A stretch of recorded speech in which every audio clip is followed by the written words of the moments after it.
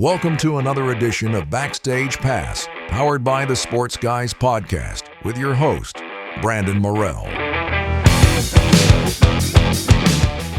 Hey y'all, this is Timothy Wayne, and you're listening to a grand slam of music, sports, and entertainment.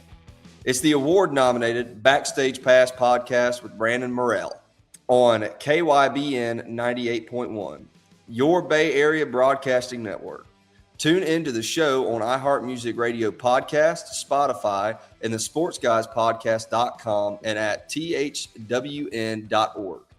And welcome inside the Backstage Pass. Busy day full of shows, ending another week here, almost the month of May. Hard to believe the second quarter is underway and a month is already gone in the second quarter here. KYBN 98.1, your Bay Area broadcasting network, iHeartRadio Podcast, Spotify, and the SportsGuysPodcast.com. A grand slam of music, sports, and entertainment. And here's a country song I never thought I would say on this show. We can guarantee you it's going to be a hell of a show today, too. Our guest, too, Nashville recording artist Timothy Wayne joining us here on the show. What's up, man? What's up? Hey, that's my line. That's the guarantee you. That's my line, all right? I'll give it back to you, too. Well, hey, let's start right there. Your backstory, no doubt, has been, like I said, a lot of fun out there too, getting into music. Talk about just the love for it at a young age, and we're going to dive into this latest single, which is already taken the world by storm, and it's in the title, no doubt. I love this single. Yeah, you know, I didn't get involved in music until later in my high school career. I'd always been around it. I'd always loved it. I would sing in private, but I never really got into performing it until later in my high school career. And then when I needed an art credit to graduate, I actually wound up picking up guitar. And of course, everybody always told me, because my one aspiration was to join the Marine Corps, and everybody told me never touch a guitar then, because if you touch a guitar, it's all over. And of course, myself, I was like, all right, I took photography, I took pottery. I wasn't even going to try taking drawing or taking sketching. So I wound up taking guitar, and that was all she wrote. And I wound up singing and playing right after that. Let's talk about this single. I'm going to play it in a little bit. Guarantee you, it was just a great country song. Talk about the writing and just the idea of where you were, the setting. This is really cool. I love the artwork of it with, you know, the boots right there too at the same time with showing the jeans, everything there too. Tell us all about it. Yeah, so that photo was actually taken at the Field of Dreams show not too long ago. And my mom/manager, my momager, she actually put that photo together for this song, which was pretty cool. She did a really good job on it, I think. But as far as that song goes, you know, I had just gotten involved in music. I had done I had gotten up with like 2 or 3 friends and had my own first show, sort of show. And I had just toured LSU and got back home, and I have a family member who's pretty heavily involved in the music industry as well. And me and him used to send songs back and forth, still do send songs back and forth. And one night this song got sent to me, and he asked if he should record it and what I thought about it. And I said, you know, I think it's a great song. I think it's a hit. I think you should record it. And a few days later, I got a text that said, hey, I need you to meet me at this location at this time. I hope you learned that song I sent you. So when I get there, there's all these musicians are there. We walk in. They've been recording all night long or all day. It's like 8:30 at night. It's storming. It's I can set the whole scenery, but I'm not going to talk your ear off of that. But I get there, say hi to the musicians, and my uncle, who was the one that sent the song to me, I thought I was going to watch them record it, see what that was about. He throws me in front of a microphone, slaps some headphones on me, tells me how to work the knobs for the volume, and then says, sing. Don't think, sing. Here's your lyric sheet. I hope you learned it. And that was how this song came to be. We recorded it that night, and I've been sitting on it since I was 18 years old. It's crazy where songs come from, no doubt. Well, it came out March 13th for all the listening happy country fans out there. We're going to play it here, KYBN 98.1. Your Bay Area Broadcasting Network, and the Sports Guys Podcast.com, and of course out there, iHeartRadio Podcast, Spotify. It's his line, not mine. Guarantee you. Here it is, Timothy Wayne, the Backstage Pass. Stay tuned.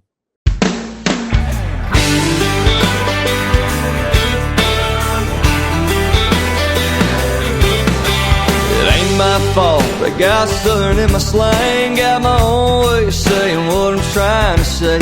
Daddy wasn't a poet. Mama wasn't from the city. I'm a little less Shakespeare and a little more Twitty.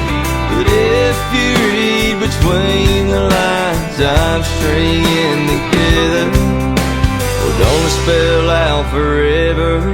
But I guarantee every day I get to be the lucky fool you're waking up with. I'ma do whatever, baby, 'cause happy is the way I wanna keep you. That's a hell yeah, absolutely way out of my league. And I don't say nothing that I don't mean. So you can take it to the bank. These old boots ain't gonna leave you, I guarantee you.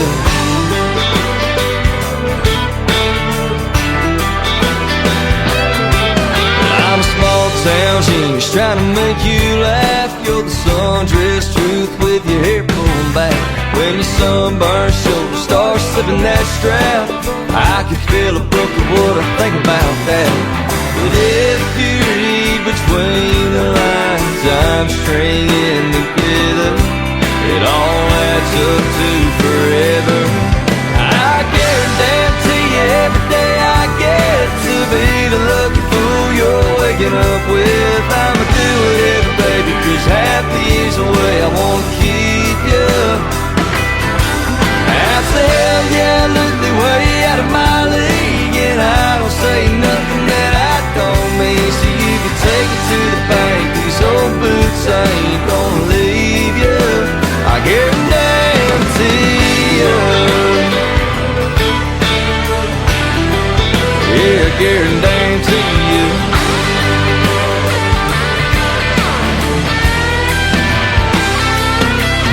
I'm always gonna want you, I ain't ever gonna not need you.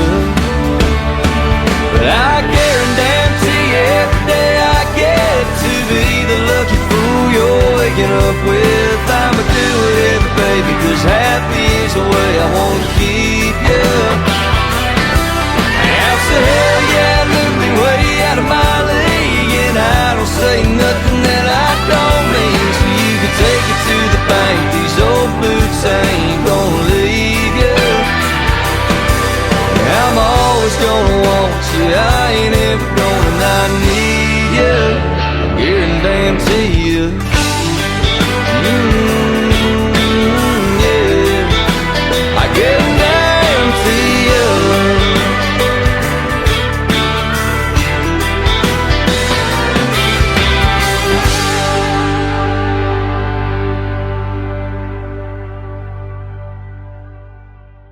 Hey everybody, this is recording artist Corey Kennedy, and you're listening to the award-nominated Backstage Pass with Brandon Morrell on KYBN 98.1, your Bay Area Broadcasting Network. Listen at any time, thesportsguyspodcast.com, and on iHeartRadio Podcast, and at thwn.org.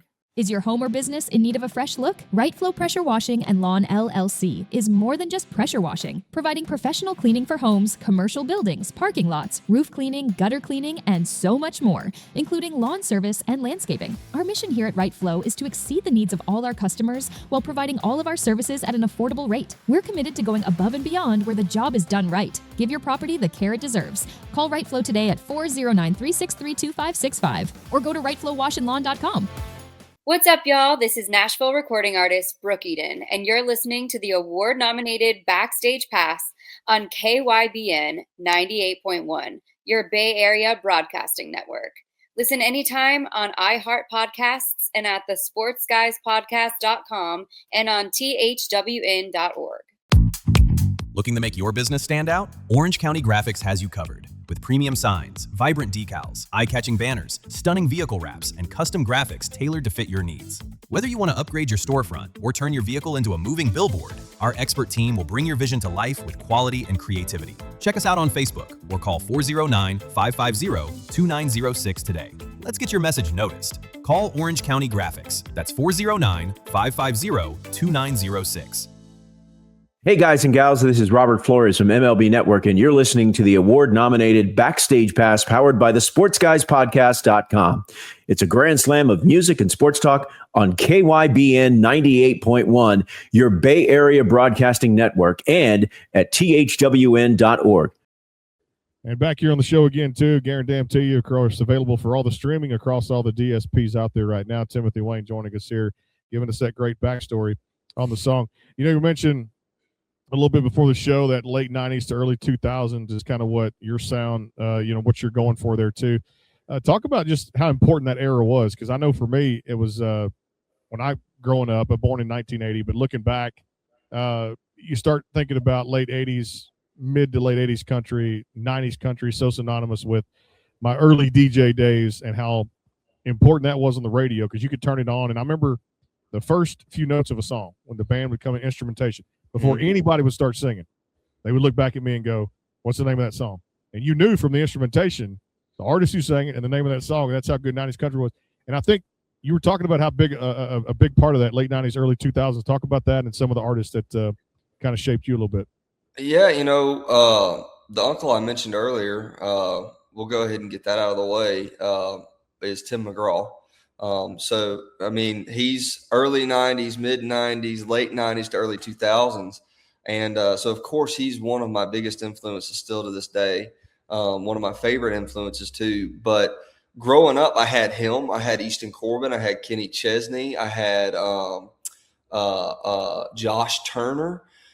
Florida Georgia Line hadn't come out yet when I was growing up. They came out right around my middle school time. But all these guys, Josh Turner was more of your traditional country, although he had some cool stuff in there. But especially with Easton Corbin and my uncle and Kenny Chesney, you had this. Oh, and Luke Bryan. Luke Bryan was coming up too. And I guess I guess he was still coming up. But they had these. It was traditional country, but took a little bit from the rock bands. They had that really heavy guitar that is still prominent in country music today. But one of my favorite songs that I think illustrates this is one of Tim's songs called "Let It Go." And man, the guitar in that, I mean, it's like rock and roll, but at the same time, it's country. It's a country song, but it sounds like rock and roll. And that was my favorite to this day. I love Waylon. I love Willie. Jerry Reed is one of my all-time favorites. So is Glenn Campbell. But to this day, I think that late 90s, we'll say mid to late 90s, early 2000s was some of the best years country music ever had, to the point to where you can hear every single element of that still in country music today. We don't have a lot of the yodeling left from what Hank Sr. used to do in some of his songs.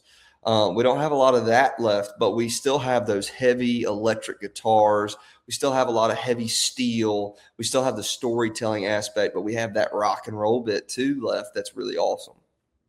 You put out another great song. I remember 2024. This was awesome there too. God Made a Country Boy. Just another one of those titles that, just grabbed me when I first learned about you too at the same time. And I mean, just grab you by the shirt and just say, you know what? You got to turn this thing up. You got to play this in the truck and play this in the car. And this is one of them country songs. He's going to get your attention. And I mean, congrats there too as well. Hey, a very synonymous name right there in the family. As a family member with what, Mr. McGraw has done for many, many years out there too. Where did this one come from? And I love it because, again, it kind of sticks to your roots, what you're talking about there too. And that title says it all right there. It does. Yeah. This one was actually the very first song that was ever pitched to me. So when I was getting started, I kind of kept it under her rug or under wraps. I didn't really tell many people. I had close friends that knew, and a lot of my close friends were songwriters. And so they were like, well, we have a lot of songs that a lot of people passed on back in the day.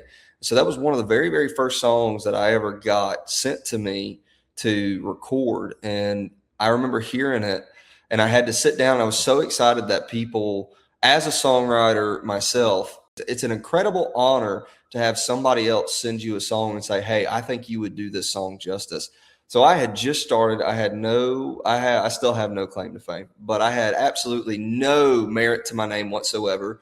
I had only done like a handful of little itty bitty gigs here and there. I had one song recorded that I was sitting on, and that song got sent to me, and they all said, we think you would do this justice. We think you should record it. And I listened to it, and it sounded like me, without trying to sound self-absorbed. It sounded like me, but it also sounded like my childhood, and it sounded like how my mom and dad raised me and how I grew up and how I still live to this day. So I wound up falling in love with that song because I said, I feel like this would be the perfect introduction of who I am. So we released that as our very first single.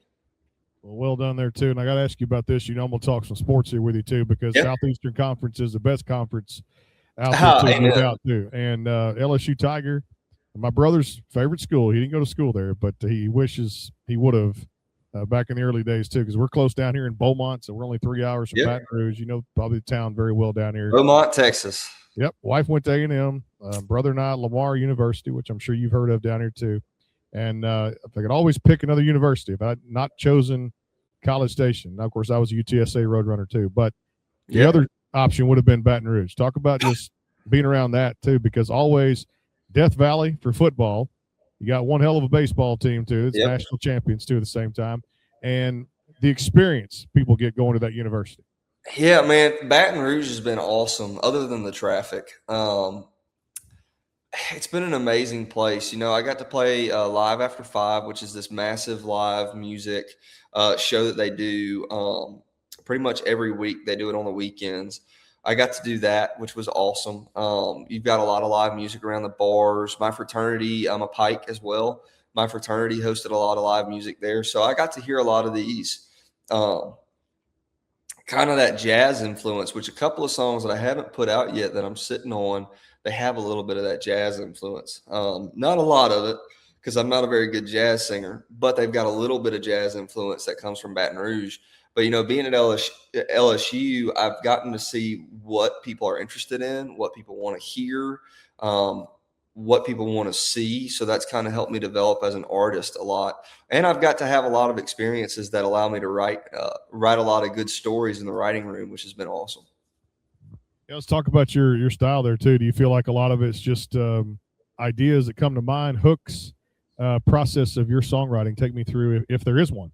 Well, I don't really have a process. I'm more of a melody guy. So I'll come up with some of the ideas, but most of the songs I've written are melodies that I've come up with. So I had this whole thing freshman year. We have to, on LSU's campus, you have to stay in a dorm freshman year unless you live within a certain mileage of LSU. So I had to stay in a dorm. So we had a music room and we had stairwells. And I used to go in the stairwell closest to my dorm room, and I would play guitar and I would come up with these melodies and I'd record them and I'd send them to a buddy of mine, Lance Miller, or Paul Jenkins, or a good buddy of mine, Bubba Henry. After I'd met Bubba Henry, I didn't know him at the time, but eventually, once I had met Bubba Henry, I started sending him melodies, and I would send my uncle melodies and my mom melodies and my dad melodies. Like, oh, what do y'all think about this? And eventually, once I started going to more and more writing rooms, I'd send Mark Colley melodies all the time.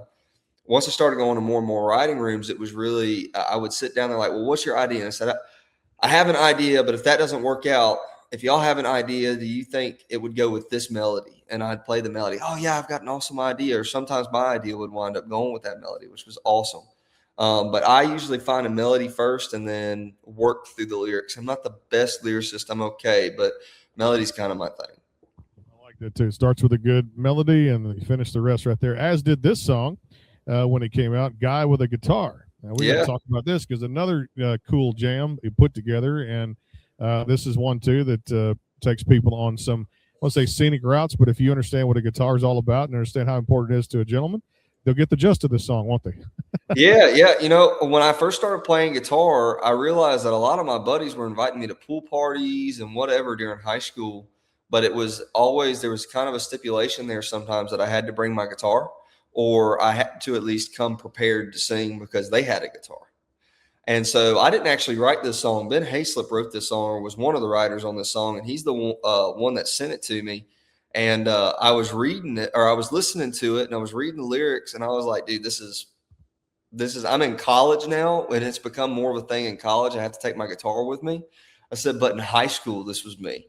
Like later years of high school, when I started playing guitar, it was, hey, come on over to the house, but bring your guitar, or hey, come on over, but be ready to sing because I have a guitar. And when I heard that song, I was like, oh yeah, I got to record this one. This one is me to a T pretty much right now. And wound up recording that. My fraternity loved it. And that was you can hear a little bit of that rock influence in that song, especially that we put in there for that one. Let's go back a little bit to Christmas time around 2024, that December.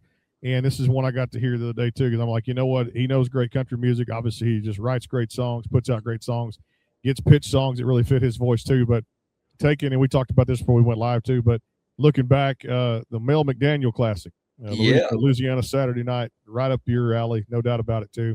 You did it justice. How did this, I guess I say collaboration, but song choice come about? Had to be a special occasion, right? Yeah. So to make a long story short, I had gained a little bit of traction in the news, and as an LSU student, I'd been in a couple of newspapers, on some news stations, and eventually Louisiana, specifically the Explore Louisiana, run by Billy Nungesser, the great lieutenant governor of the state. They reached out and said, reached out to my mom and my manager and said, hey, we want Timothy to represent the state of Louisiana on the Rose Parade. So during the Rose Bowl, before the Rose Bowl, you had the Rose Parade. It's all these floats. And what does Louisiana do better than anybody, in my opinion? It's a float, man. And so we went out there, and they sent me and they said, we want him to record a song because we're one of 3 floats that do live music. And we want him to sing. We're going to go around TV Corner, and he's going to be in front of these bleachers, and he's going to sing, and we're going to have dancers dancing along. And we want him to sing Louisiana Saturday Night because that's our theme, is Louisiana Saturday Night. And I said, perfect. So we agreed to it, recorded the song, and then we went out with Louisiana State, and I got to represent the state. I got to do a lot of news interviews out there. And we that song wound up being really special. And it's an awesome story. And I gained a lot of new friends on that trip. So it was a really, really good song to record. And it's also a classic. I mean, Don Williams recorded it, and Mel McDaniel recorded it. So, well, you did it justice, my friend. Love that one too, right there too. And you're right. Louisiana knows best how to do a float, and they know how to party over there too. When it comes to not just Mardi Gras, but I mean everything out there too, for every parade you could think of over there too, from Lafayette to Baton Rouge over there, even Lake Charles times there too.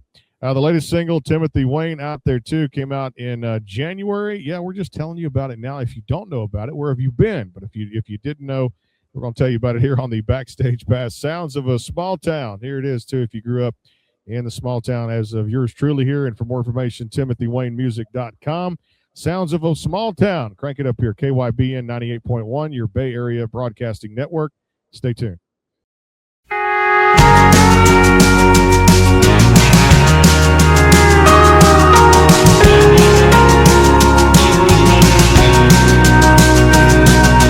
Hammer on a nail in the barn out back, midnight train rolling by on the tracks, front porch rocking chair, cold can crack, wind chimes in the breeze, gravel crunching under 4 mud tires, pine wood crackling on a bonfire, crows calling on a clothespin wire, every day of the week, ain't nothing that sweet, as the sounds of a small town like static on the radio. The roar of a home crowd, Friday night go team go. Sun comes up, got a rooster crow, and quitting time comes, that'll whistle blow, and it all adds up to one big song. Everybody hears all singing along to the sounds of a small town.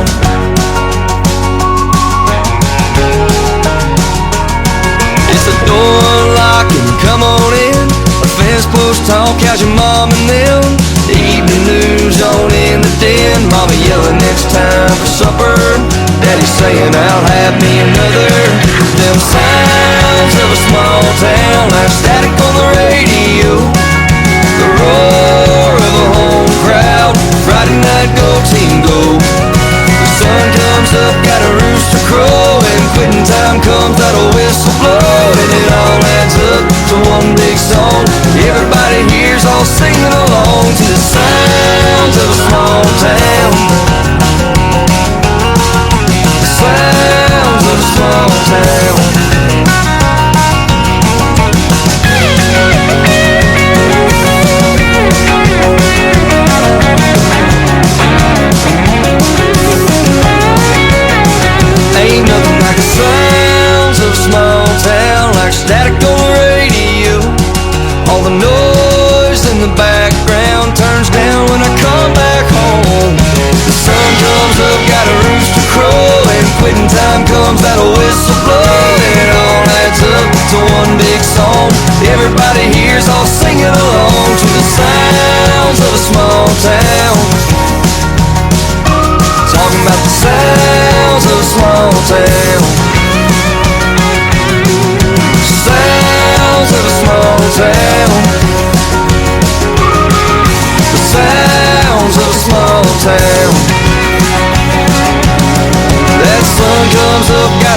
are crowing.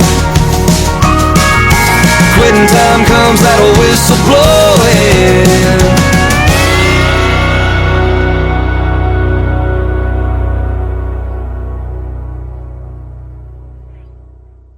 Hey guys and girls, this is Australian country artist Hayley Jensen, and you're listening to the award-nominated Backstage Pass podcast on KYBN 98.1, your Bay Area Broadcasting Network. Stream the show anytime on iHeartRadio podcasts and on thwn.org.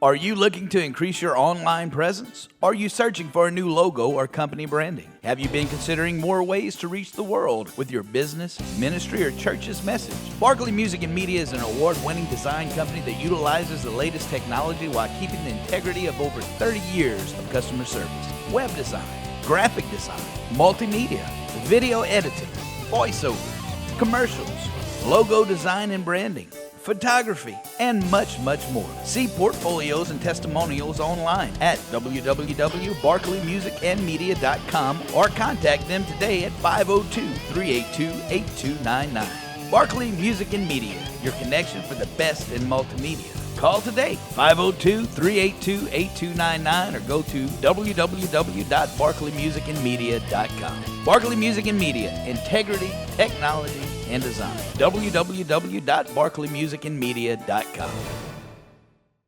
This is recording artist Cody Webb, and you're listening to a grand slam of music, sports, and entertainment. It's the award-nominated Backstage Pass podcast with Brandon Morrell on KYBN 98.1, your Bay Area Broadcasting Network. Tune into the show on iHeartRadio Podcast, Spotify, and on the sportsguyspodcast.com and at thwn.org. And back here again, too, as well, sounds of a small town. We're going to begin, I guess, a big town coming up here in a few weeks with Nashville, Tennessee, June 4th to 7th. Coming up there is CMA Week up there at the Music City Center, downtown Nashville, Tennessee. Again, finding songs. You're right. It's all in the song and the message you send to your fans. You did it justice again, and you take something, as you know, growing up in a small town, and just there's a lot of different things that go on there, too. We were talking about, Louisiana knowing how to party and stuff like that, too. But this one, was, again, one of my favorites, too, when I got to hear this one. Yeah, that song was special to me. I got that pitched to me, I think, freshman, sophomore year of college. And Corey Crowder is one of the writers. Corey Crowder and Cale Dodds are two writers on that song. It kind of hit me pretty hard. I mean, being at college, I was away from home. I grew up in Franklin, Tennessee, but something that I always draw back to as part of why I am the way I am. My mom is from Start, Louisiana, and every summer, just about every summer, we'd go back to Start, Louisiana. Start in Rayville, Louisiana, and West Monroe. And they're all kind of small communities, especially Start. Start just upgraded to a stoplight, and they have a Dollar General. Rayville's got a small town. West Monroe's got a small town, but Start's really tiny. And when they got a Dollar General, I called a couple of family members that we had that lived there, and I said, "Man, y'all got a shopping mall. When did y'all get this?"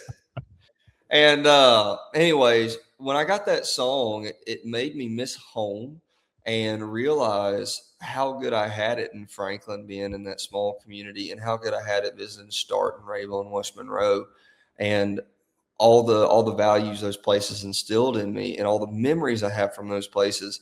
And so when I heard it, and immediately I had imagery from all these places circling my mind, and I got kind of somber, and then I got really happy that I was thinking about them. And of course, I said yes to record that one. I fell in love with it, and then we wound up recording it and putting it out, and it did well beyond expectations. So I was really proud of that song.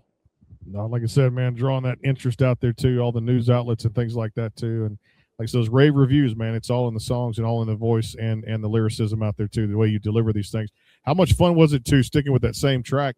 How much fun was it, and where did the music video take place? Because I got to watch it on the Apple stuff I subscribed to. This was a cool thing to see a music video really depict the song.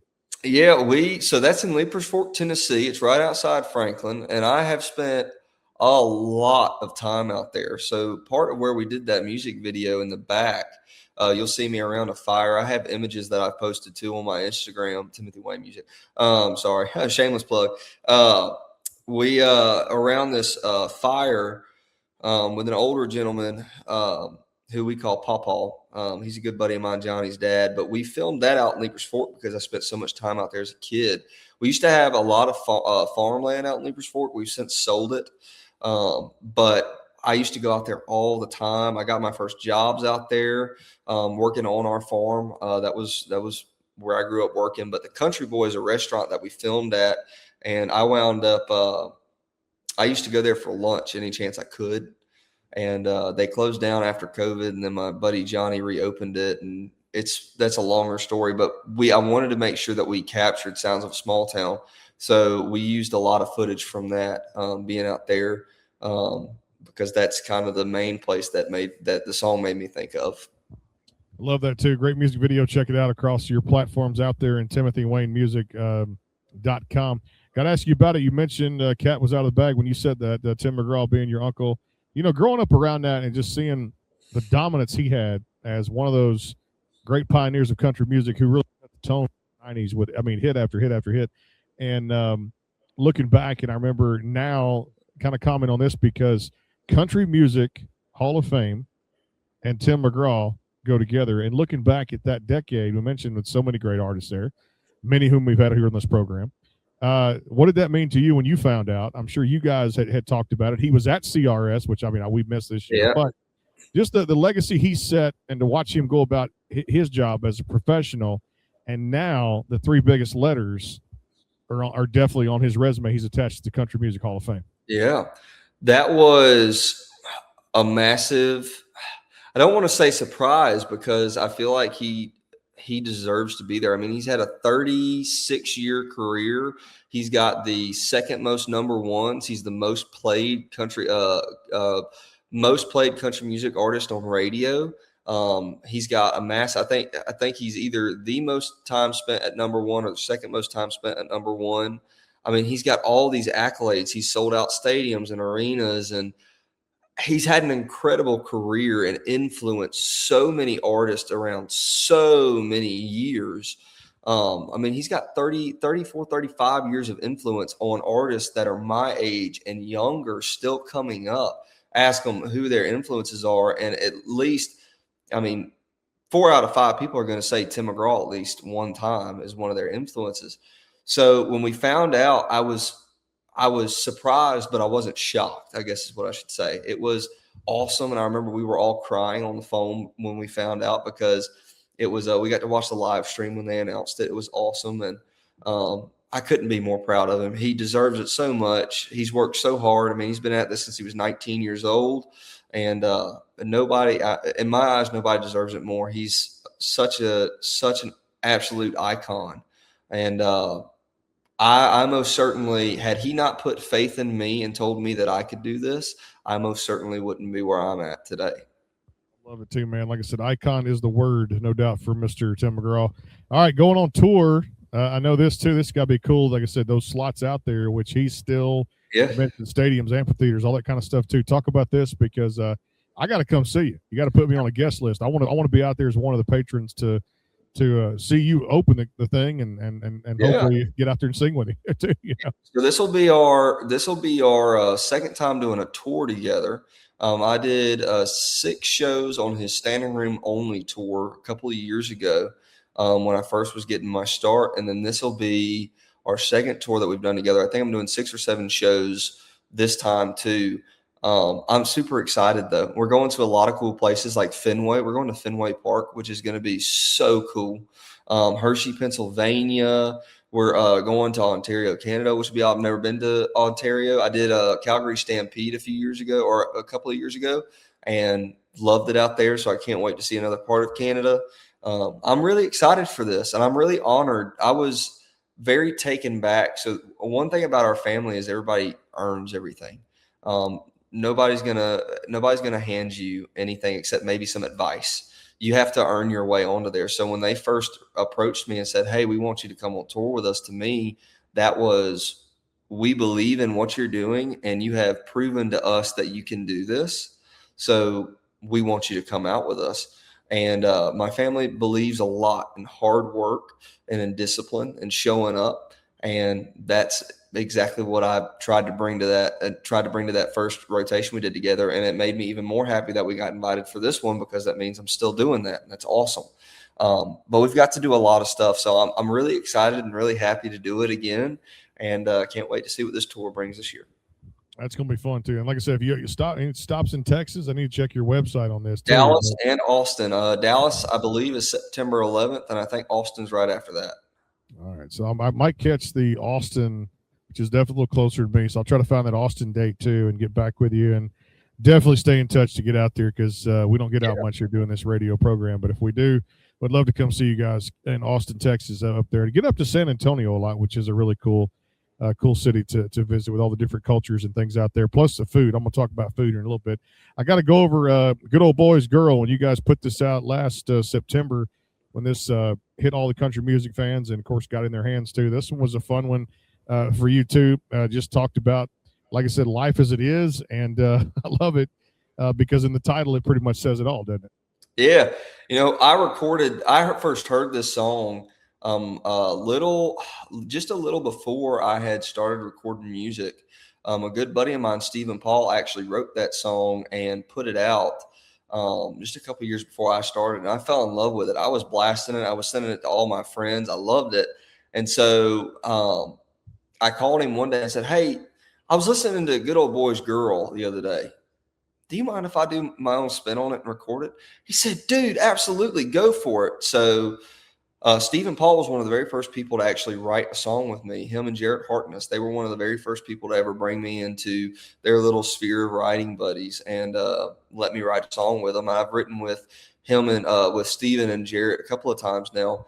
And, it was awesome hearing that yes from him. And then we recorded it, and it's just such a good song. It's got an awesome story behind it. And it's just one of those songs that you can, when it's a warm day and you've got ice cream or a root beer float or whatever, and you're driving down the road, you can roll your windows down and play this song, and you're going to have that Good Old Boys Girl immediately, that image pop into your head. That song's going to make you think of somebody. It did, at least for me.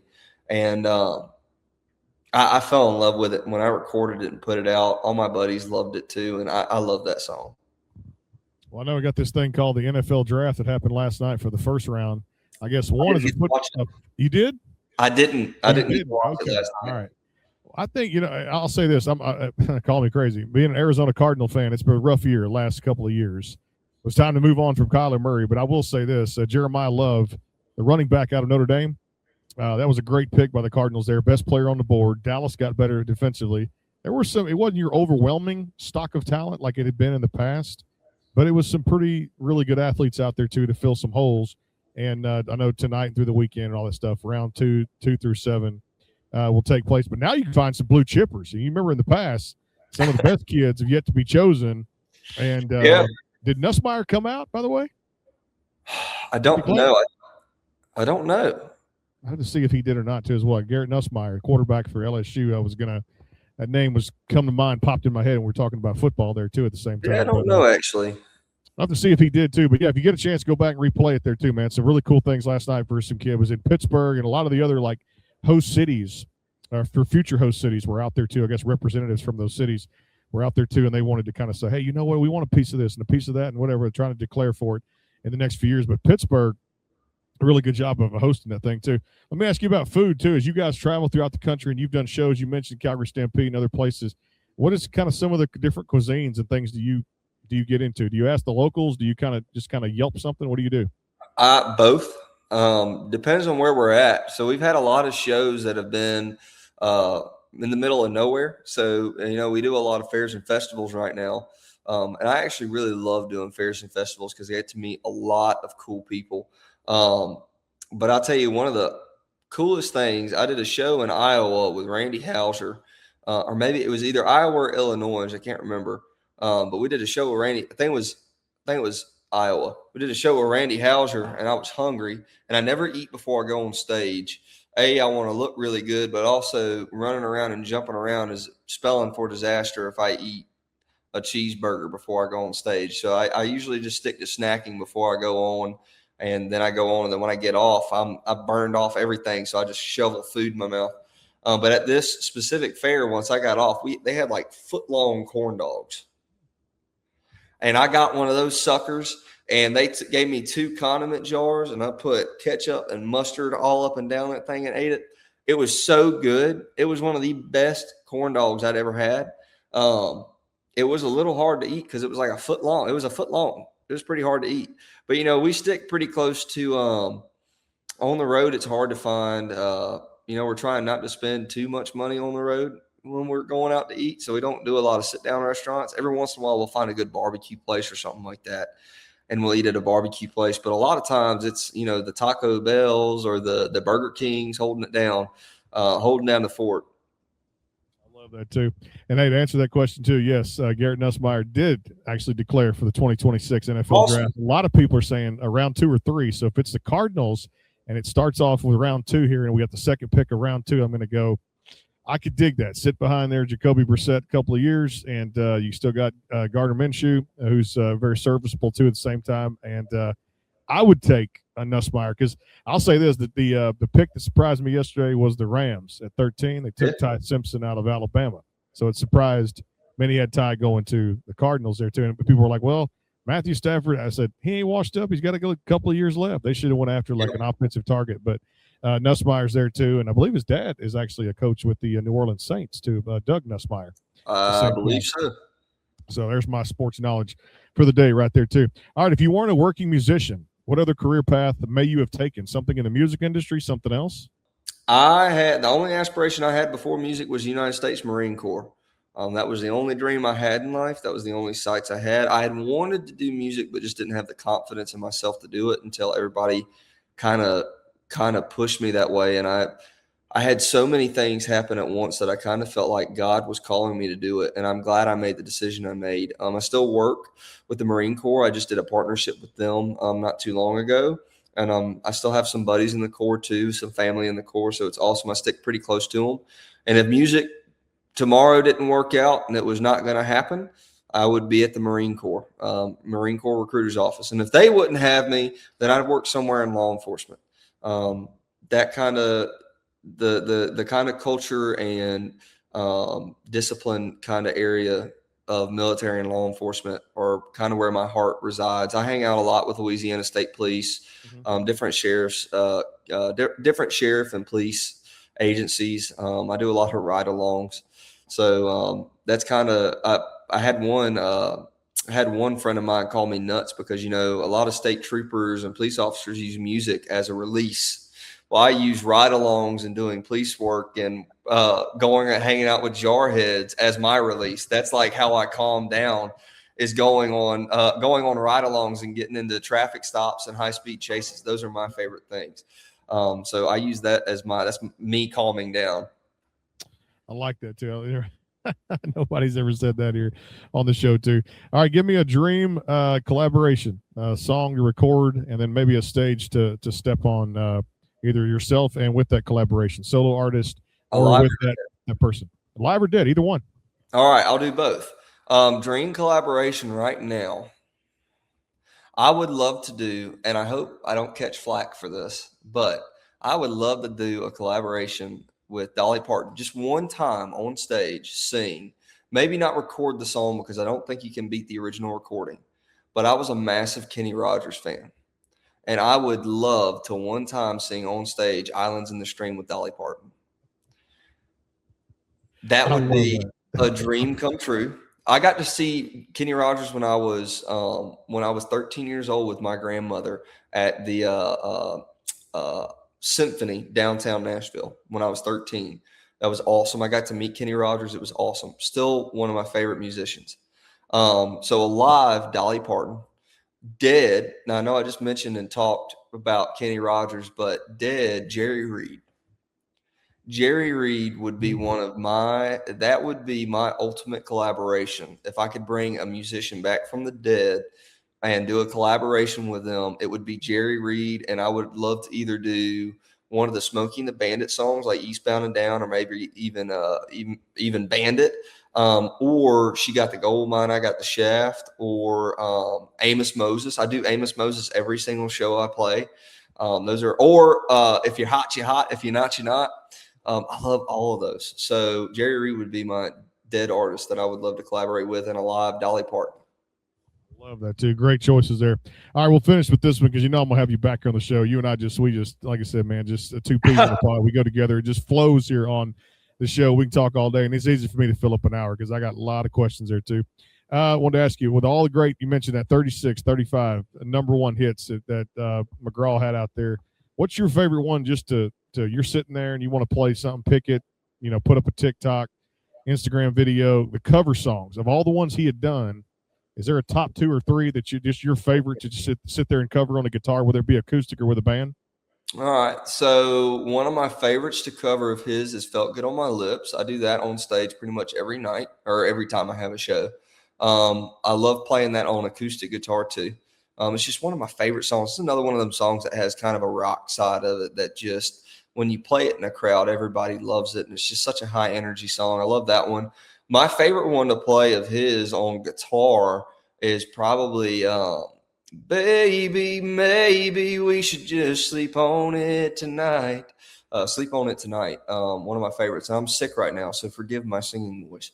Allergies are getting the best of me this month or this week. So Felt Good on My Lips, Baby, maybe we should just sleep on it tonight. And then another song, I think from that same album, Great Divide, was one of his earlier songs, and it is one of my absolute favorites. I think they're both on the All I Want Is a Life. All I Want Is Life.